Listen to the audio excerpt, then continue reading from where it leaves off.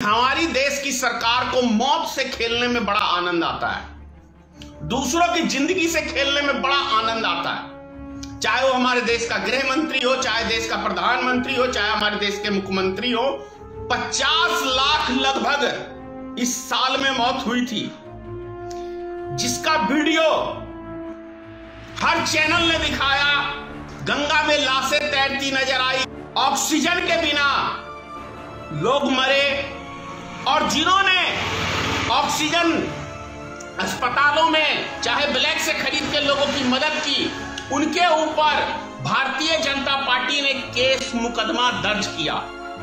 और उसके बाद बड़ी बेशर्मी से भारतीय जनता पार्टी की सरकार पार्लियामेंट में जाके कह रही है कि कोरोना से, ऑक्सीजन से कोई मरा ही नहीं देश में, हमें कोई ऐसी जानकारी ही नहीं है।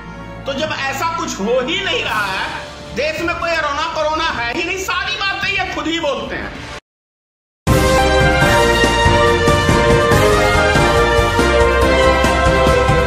जय माता की मित्रों, मैं धनेश्वर महतो। दूसरों के लिए गड्ढा खोदने वाला कभी कभी स्वयं उस गड्ढे में जाके गिर जाता है। ऐसा हुआ है उत्तर प्रदेश के अंदर। 2-3 बिंदुओं पे बातें करेंगे आज। समाजवादी नेता के यहां बीजेपी को छापा गिरवाना था, गलती से पीयूष जैन के यहां छापा पड़ गया। जिस पैसे का जिक्र मोदी जी, अमित शाह, योगी आदित्यनाथ पूरे दिन चिल्ला चिल्ला के रैलियों में कह रहे थे कि नोटों के बंडल गिन नहीं पा रहे हैं, कोई 250 करोड़ कह रहा, कोई 177 करोड़ कह रहा, कोई 300 करोड़ कह रहा है इनका नेता, ये समाजवादी का पैसा पकड़ा गया है। लेकिन वास्तव में चूक हो गई भारतीय जनता पार्टी से। ये समाजवादी पार्टी का पैसा नहीं पकड़ा गया, ये पैसा पकड़ा गया पीयूष जैन शिखर गुटके का मालिक है और भारतीय जनता पार्टी का प्रचारक है, उनके यहां इतना पैसा पकड़ा गया। और जब पैसा पकड़ा गया तो बचने का रास्ता भी बीजेपी की सरकार है। मजाल नहीं है, कुछ हो सकता है उनके नेताओं को। रास्ता भी निकल गया कि प्रत्येक दिन का व्यापार 177 करोड़ का है। 177 करोड़ का गुटखा बिकता है प्रत्येक दिन। समझ में आ रहा है आपको? दूसरी बात, दिन में करो रैलियां और रात में लगाओ नाइट कर्फ्यू। कैसा है ये चीज?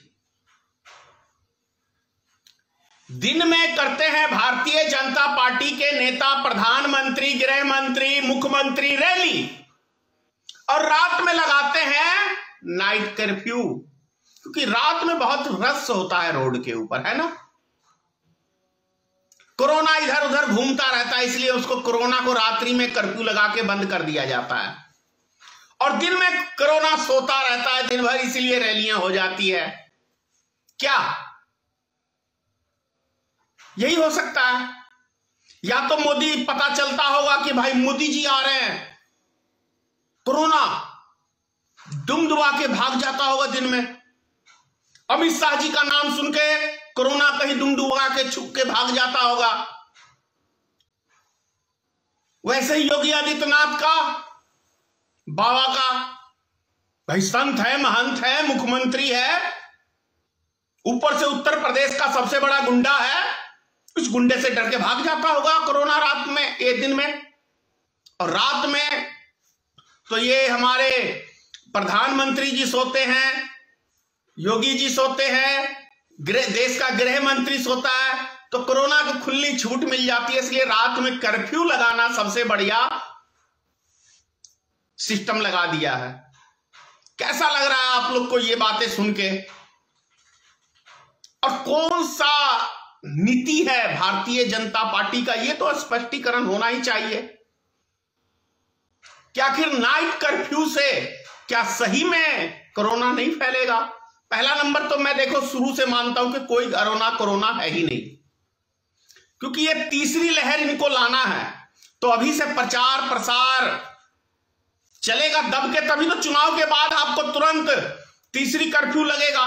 और इस बारी देखिए, पहले कर्फ्यू में बूढ़े की सबसे अधिक मृत्यु हुई, दूसरे कर्फ्यू में सबसे ज्यादा नौजवान मरे, तीसरा कर्फ्यू बच्चों के लिए है।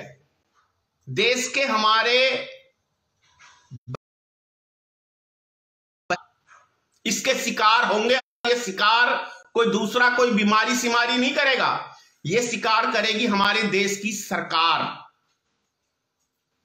क्योंकि हमारी देश की सरकार को मौत से खेलने में बड़ा आनंद आता है, दूसरों की जिंदगी से खेलने में बड़ा आनंद आता है। चाहे वो हमारे देश का गृह मंत्री हो, चाहे देश का प्रधानमंत्री हो, चाहे हमारे देश के मुख्यमंत्री हो, भारतीय जनता पार्टी के, इनको लाशें देखने में बड़ा मजा आता है। और तीसरी बात, 50 लाख लगभग इस साल में मौत हुई थी, जिसका वीडियो हर चैनल ने दिखाया, नेट पे खूब छाया। गंगा में लाशें तैरती नजर आई, गंगा किनारे लाशें जलाते नजर आए, ऑक्सीजन के बिना लोग मरे। और जिन्होंने ऑक्सीजन अस्पतालों में चाहे ब्लैक से खरीद के लोगों की मदद की, उनके ऊपर भारतीय जनता पार्टी ने केस मुकदमा दर्ज किया। और उसके बाद बड़ी बेशर्मी से भारतीय जनता पार्टी की सरकार पार्लियामेंट में जाके कह रही है कि कोरोना से, ऑक्सीजन से कोई मरा ही नहीं देश में, हमें कोई ऐसी जानकारी ही नहीं है। तो जब ऐसा कुछ हो ही नहीं रहा है, देश में कोई कोरोना है ही नहीं, सारी बातें ये खुद ही बोलते हैं। जब इनको चुनावी फायदा लेना होता है तो हर बात से पलट जाते हैं, ये हर बिंदु से पलट जाते हैं ये। अब देखो, कोरोना घोषित कर दिया है उत्तर प्रदेश को। जब कोरोना राज्य घोषित कर दिया है तो क्या रैलियां होनी जरूरी है? मोदी की बात, अमित शाह की बात, योगी आदित्यनाथ की बात, भैया देश के सारे न्यूज चैनल इनके हैं, देश के सारे क्या कहते हैं प्रिंट मीडिया इनकी है, आईटी सेल है, फेसबुक है, ट्विटर है, यूट्यूब है, इंस्टाग्राम है, व्हाट्सएप है, इतनी सारी चीजें पे इनकी खबर चलती है। क्या इनको जनता पढ़ती नहीं है, देखती नहीं है? जो ये प्रत्येक दिन अरबों खरबों रुपया रैलियों में लुटा रहे हैं, क्योंकि इनको भीड़ इकट्ठा करके अपने लतीफे छोड़ने का एक बहुत आनंद आता है। लतीफे छोड़ने में बड़ा आनंद आता है मोदी को, अमित शाह को, क्या कहते हैं योगी आदित्यनाथ को। तो ये लतीफेबाज नेता हमारे देश के, इनको दूसरे की जिंदगी से कोई लेना देना नहीं है। ये मैं नहीं, खुद आप सोचिए ना कि रात में कर्फ्यू लगा रहे हैं उत्तर प्रदेश में और दिन में ये सरकार रैली कर रही है। भीड़ से इन्हीं का कहना है कि 2 गज की दूरी, मास्क है जरूरी, 2 गज एक दूसरे से दूरी बनाए रखें। तो जब ये दूरी वाली बात आ रही है, मास्क वाली बात आ रही है, तो रैलियों में जो भीड़ एक दूसरे के ऊपर चढ़ रहे हैं, किस मुख से ये नरेंद्र मोदी इस बात को कहते हैं कि 2 गज की दूरी, मास्क है जरूरी, कड़ाई भी, दवाई भी, किस मुख से ये कह रहे हैं? ये बताएं आप खुद सोचिए कि क्या ये बातें नरेंद्र मोदी जी नहीं बोलते हैं अपने भाषण में? प्रत्येक दिन जो हम मोबाइल कहीं भी लगाते हैं तो ये चीज नहीं आती है। तो कितनी देश की जनता के प्रति इनका भाव है, मतलब ये कितने त्यागी हैं, कितने देश के जनता के प्रति समर्पित हैं, इससे आपको समझ जाना चाहिए।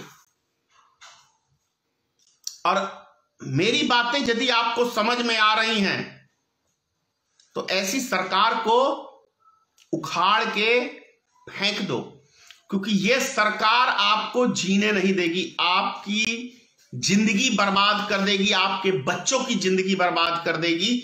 जिस तरीके का ये लोग भाषण, माहौल ये सब पैदा करके दिखा रहे हैं। जय हिंद।